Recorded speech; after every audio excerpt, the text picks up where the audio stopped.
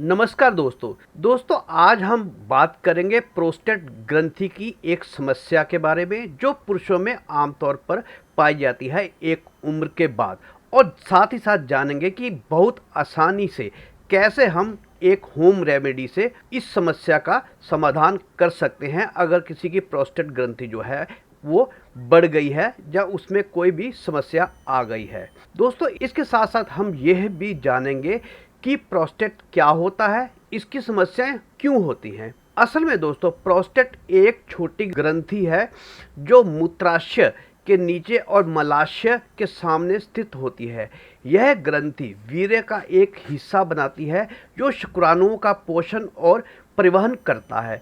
उम्र बढ़ने के साथ साथ प्रोस्टेट ग्रंथि जो है बड़ी होने लगती है जिससे मूत्र संबंधी समस्याएं हो सकती हैं, जैसे कि बार बार पेशाब आना, खासकर रात में पेशाब करने में कठिनाई होना तथा पेशाब की धारा में कमजोरी होना।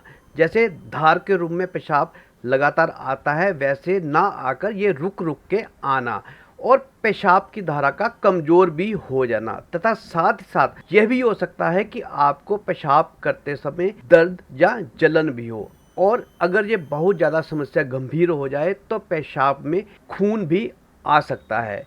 चलिए जानते हैं कि ये प्रोस्टेट ग्रंथि के बढ़ने के कारण क्या क्या हो सकते हैं। दोस्तों प्रोस्टेट समस्या के कई कारण हो सकते हैं जिसमें से एक उम्र बढ़ना है जो सामान्य है 40-45 के बाद, प्रोस्टेट ग्रंथि का संक्रमण होना तथा प्रोस्टेट ग्रंथि का बढ़ना तथा बहुत ज़्यादा बढ़ने पर प्रोस्टेट ग्रंथि का कैंसर भी होना। वैसे तो एलोपैथिक में कोई स्पेशल ऐसी मेडिसिन नहीं है जो प्रोस्टेट के बढ़ने को ख़त्म कर सके और इसे ठीक कर सके। आयुर्वेद में हमारे ग्रंथों में कुछ ऐसे नुस्खे बताए हैं जिनको अपनाकर हम इस समस्या का समाधान पा सकते हैं। तो चलिए बताता हूँ कि उसके लिए आपको क्या क्या चाहिए। जो सबसे पहली चीज़ है वह है दोस्तों है नींबू के छिलकों का पाउडर।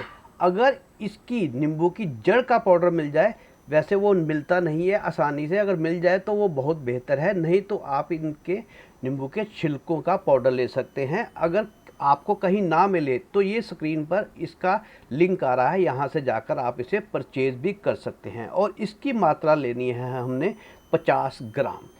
दूसरी चीज़ दोस्तों लेनी है वो है गोखरू, और गोखरू की मात्रा आपने लेनी है 10 ग्राम। गोखरू बहुत ही फायदेमंद होती है पुरुषों की सेहत के लिए, वो चाहे किसी भी प्रकार से हो। अगर गोखरू भी आपको ना मिले तो इस लिंक पर क्लिक करके आप इसे परचेज कर सकते हैं। जो तीसरी चीज़ है वह दोस्तों कलौंजी। कलौंजी आपको ज़रूर मिल ही जाएगी अपने आसपास। अगर ना मिले तो पहले की तरह आप इस लिंक पर क्लिक करके आप कलौंजी भी खरीद सकते हैं ऑनलाइन।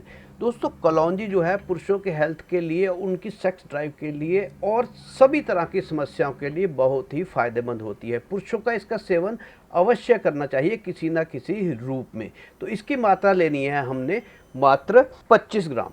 और जो चौथी चीज़ है वह दोस्तों नौशादर। जी हाँ दोस्तों, नौशादर की मात्रा लेनी है आपने मात्र 10 ग्राम।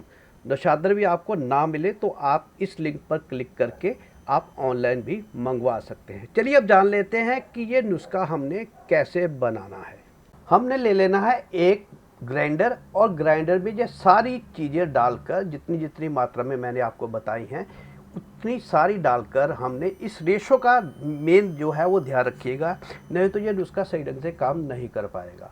तो इन सबको हमने मिलाकर एक इनका बहुत अच्छा पाउडर बना लेना है इस तरह से। ये अब जान लेते हैं कि इसका इस्तेमाल हमने कैसे करना है। दोस्तों इसका इस्तेमाल आपने सुबह नाश्ते करने के बाद यानी कि ब्रेकफास्ट करने के आधा घंटे बाद आपने इसका 1 चम्मच जो है वो नॉर्मल पानी के साथ इसका सेवन करना है। और इसी तरह आपने शाम को भी इसका सेवन करना है।